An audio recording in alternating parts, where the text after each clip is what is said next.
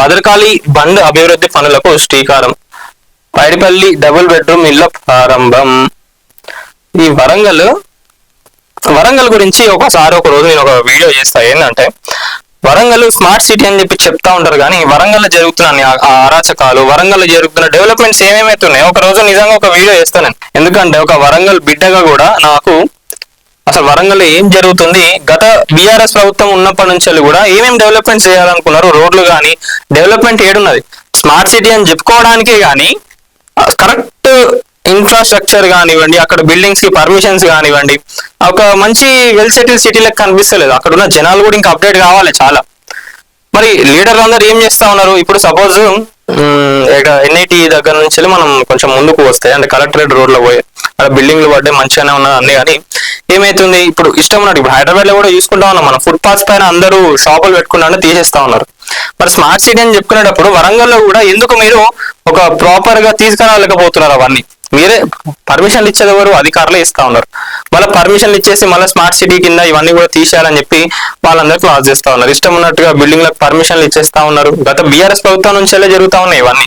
మరి అవన్నీ కూడా సరిదిద్దాలే కదా. ఎట్లా ఉండాలి స్మార్ట్ సిటీ అంటే? ఎంత నీట్గా ఉండాలి? అట్లా ఉన్నదా? మీ కార్పొరేటర్లకు చెప్పండి, ప్రతి ఒక్క గలీలకు తిరిగి ఏ గలీలో రోడ్లు ఎట్లున్నాయి, చెత్త ఏడు ఉంటుంది ఏందనేది ఒకసారి చూడమని చెప్పండి. ఎట్లుండాలి వరంగల్ అంటే? ఎంత హిస్టరీ ఉన్నది వరంగల్ కి, మరి ఆ వరంగల్ అనేది ఎట్లుండాలి? ఇప్పుడు కొంచెం బెటర్ ఏంటంటే భద్రకాళి టెంపుల్ కానివ్వండి అవన్నీ కూడా డెవలప్ చేస్తా ఉన్నారు, రీకన్స్ట్రక్ట్ రెనోవేషన్ చేస్తా ఉన్నారు. అవన్నీ చూస్తే బాగానే అనిపిస్తుంది, కానీ దాని సరౌండింగ్స్ లో ఉన్న ఏరియాస్ కూడా ఎట్లున్నాయి అనేది ఒకసారి చూడండి. ఎందుకంటే ఇప్పుడు ఒక ఇల్లు కానివ్వండి ఎవరైనా కూడా ఒకటి కడుతున్నప్పుడు వాళ్ళు తీసుకొచ్చే మెటీరియల్ తోనైనా ఏదైనా కూడా రోడ్స్ డ్యామేజ్ కావడం, పక్క గల్లీలలో కొంచెం చిన్న చిన్న డ్యామేజెస్ కావడం జరుగుతుంది. మరి అవి కూడా చూసుకోవాలి కదా. అంటే ఒక పని చేస్తా ఉంటే ఇంకో పని డ్యామేజ్ అవుతా ఉన్నది. ఇప్పుడు రోడ్లు వేస్తారు, రోడ్లు వేసినాక మళ్ళీ డ్రైనేజీలు అవ్వాలని చెప్పి మళ్ళీ ఎక్స్ట్రా ఫండ్ అంతా అట్లా చాలా మిస్యూజ్ అవుతున్నది. ఎప్పటి నుంచో కూడా చాలా మిస్యూజ్ అవుతున్నది. ఒక్కసారి దానిపైన దృష్టి పెడితే బాగుంటది. మీరు చేస్తున్నారు, కాంగ్రెస్ ప్రభుత్వం వరంగల్ని కొంచెం డెవలప్ చేస్తున్నాయి, మంచిగానే కాదని కాదు, కానీ ఒకసారి ఇవి కూడా చూడండి. గల్లీలలో ఎట్లున్నాయి, కార్పొరేటర్లు మంచిగా పని చేస్తున్నారా లేదా, రోడ్లు ఉన్నాయా, ఆడ చెట్లు పెట్టాలి కదా, చెట్లు ఉన్నాయా, స్ట్రీట్ లైట్లు ఉన్నాయా లేవా అనేది ఒకసారి చూడండి. స్మార్ట్ సిటీ అంటే ఎట్లు ఉండాలి అట్లా చేయండి దాన్ని. స్మార్ట్ సిటీలో కనిపిస్తలేదు, ఏదో ఊరికి పోయినట్టే అనిపిస్తా ఉన్నది. సో ఇది ఏమన్నది, greater Warangal smart city corporation limited ఆధ్వర్యంలో బల్దియా పరిధి 29వ డివిజన్ లో భద్రకాళి బండ్ పై స్మార్ట్ సిటీ నిధులతో 84.20 కోట్ల అంచనా వ్యయంతో చేపట్టిన అభివృద్ధి పనులకు రాష్ట్ర రెవెన్యూ, హౌసింగ్, సమాచార పౌర శాఖ మంత్రి పొంగులేటి శ్రీనివాస్ రెడ్డి గారు మరియు రాష్ట్ర దేవాదాయ శాఖ అటవీ శాఖ మంత్రి కొండా సురేఖ గారు శ్రీకారం చుట్టారు. అనంతరం నగర పరిధిలోని 3వ డివిజన్ పైడిపల్లిలో నిర్మించిన డబుల్ బెడ్రూమ్లు ఇళ్ల సముదాయాన్ని మంత్రులు ప్రారంభించారు. ఈ సందర్భంగా వారు మాట్లాడుతూ నగర అభివృద్ధికి స్మార్ట్ సిటీ ప్రాజెక్టు కీలకంగా మారుతున్నాయని తెలిపారు. ప్రజలకు మౌలిక సదుపాయాలు కల్పించడమే ప్రభుత్వ లక్ష్యమని పేర్కొన్నారు. ఈ కార్యక్రమంలో వరంగల్ పార్లమెంట్ సభ్యురాలు కడియం కావ్య గారు, నగర మేయర్ గుండు సుధారాణి గారు, వరంగల్ పశ్చిమ శాసన సభ్యులు నాయని రాజేందర్ రెడ్డి గారు, వదనపేట శాసన సభ్యులు నాగరాజు గారు, కలెక్టర్ గారు, బల్దియా ఇన్ఛార్జ్ కమిషనర్ వీళ్ళందరూ కూడా పాల్గొనడం జరిగింది. ఎందుకంటే ఒక వరంగల్ బిడ్డగా నాకు కూడా అనిపిస్తుంది, నా వరంగల్ మంచిగా ఉండాలి, ఇన్ఫ్రాస్ట్రక్చర్ కానివ్వండి, ఇప్పుడు జనరల్ గా కోకాపేట కానివ్వండి, ఈ హైటెక్ సిటీ ఇవన్నీ చూస్తే ఏంటంటే ఒక పాష్ ఏరియా అనిపిస్తుంది. సో వరంగల్ కి హన్మకొండకు కొంచెం డిఫరెన్స్ ఉంటది. కానీ ఎప్పుడైతే మున్సిపల్ ఇంకా మంచిగా టేక్ ఓవర్ చేసుకొని ఇంకా రోడ్స్ చేయడం కానివ్వండి, నీట్ గా ఆ రోడ్స్ కూడా పెద్దగా చేయడం కానివ్వండి, అవన్నీ చేస్తేనే బాగుంటది. ఇప్పుడు రోడ్ ఎక్స్పాండ్ కావాలి ఒక ఏరియాలో, నేను చెప్తున్నాను, నేను పేర్లు ఏం తీసుకోను, కానీ ఒక ఏరియాలో ఒక పెద్ద రోడ్డు రావాలి. కానీ అక్కడ ఏం చేస్తున్నారు జనాల, అంటే ఇప్పుడు ఎవరు కూడా వాళ్ళ ఇళ్ళని కూడా తీసుకోలేరు కాబట్టి దానివల్ల ఇప్పుడు చిన్నగా ఏదో సీసీ రోడ్ వేసేస్తా ఉన్నారు.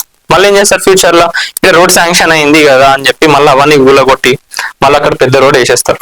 అంటే ఎందుకు అంత లాస్? ఇప్పుడు ఇది కట్టేసారి ఏదో ఒక ఫైనల్ స్టెప్స్ గా, లేదు నా సిటీ ఇట్లా ఉండాలి, ఖచ్చితంగా జనాలకు ఏదైనా కూడా వాళ్ళకి నచ్చ చెప్పి ఏదో రకంగా చేయాలి, కానీ అంటే నేను ఫండ్స్ లెక్క కూడా మిస్యూజ్ చేయకండి అని చెప్పి చెప్తా ఉన్నాను. చాలా ఉన్నాయి ఇంకా వరంగల్లో కానివ్వండి, హన్మకొండలో కానివ్వండి, డెవలప్ చేసే ఏరియాస్ కానివ్వండి, అవన్నీ చాలా ఉన్నాయి. ఇంకా ఎవరు జనాలకు కూడా అవగాహన తెప్పియాలి. మీరు చెత్త ఎక్కడ పోస్తున్నారు, ఎందుకు మీ ఏరియాస్ ని కూడా మీరు నీట్ గా పెట్టుకోలేకపోతున్నారు, ఇవన్నీ కూడా మీ కిందకే వస్తాయి కదా. అధికారులకు వస్తుంది, లీడర్లకు, మీరందరికి వస్తుంది, కార్పొరేటర్లు ముఖ్యంగా ఎవరైనా వస్తారా అండి? అసలు ఎవరు కూడా రారు. చెప్తున్నా ఏంటంటే ఎప్పుడైతే మున్సిపల్ ఎలక్షన్స్ జరిగినాయో మళ్ళీ కార్పొరేటర్లు అందరూ మారిండ్రు. అందుకంటే బీఆర్ఎస్ ప్రభుత్వం ఉన్నప్పటి నుంచి వరుసగా వాళ్ళే గెలుచుకుంటూ వచ్చిండ్రు. తర్వాత మారిండ్రు, చాలా కార్పొరేట్ సీట్లు లీడర్ మారిండ్రు. ఏ ఏరియాకు ఏ కార్పొరేటర్ ఉన్నారనేది ఎవరికి కూడా తెలియదు చక్కగా. ఎందుకంటే మాక్సిమం కార్పొరేటర్లు రారు. ఒక నియోజకవర్గంకి తెలిసిన వాళ్ళు ఎవరు అని అంటే ఎమ్మెల్యే, అంతే. మాక్సిమం ఎమ్మెల్యే ఎవరు, మన నియోజకవర్గ ఎమ్మెల్యే ఎవరు, మంత్రి ఎవరు, కార్పొరేటర్ల గురించి ఎవరికి కూడా తెలియదు. మరి కార్పొరేటర్లు మీరందరూ కూడా బయటికి వచ్చి మీ ఏరియాలో అసలు ఏం ఏం పనులు ఉన్నాయి, ఏం ప్రాబ్లమ్స్ ఉన్నాయి ఏందనేది మీరు తెలుసుకుంటేనే, అట్లా ఒక్కొక్క ఏరియా డెవలప్ అయికుండా పోతా ఉంటేనే వరంగల్ అనేది స్మార్ట్ సిటీ లెక్క అవుతుంది. ఇక్కడ ఏవో ఇంపార్టెంట్ థింగ్స్ ని ఓన్లీ మీరు పట్టుకొని డెవలప్ చేస్తే స్మార్ట్ సిటీ అయిపోదు. స్మార్ట్ సిటీ అంటే మొత్తం ప్రతి ఒక్క గల్లీ నుంచి వెళ్ళి, రోడ్ల దగ్గర నుంచి వెళ్ళి చూసుకుంటే ప్రతి ఒక్కటి కూడా నీట్గా ఉండాలి.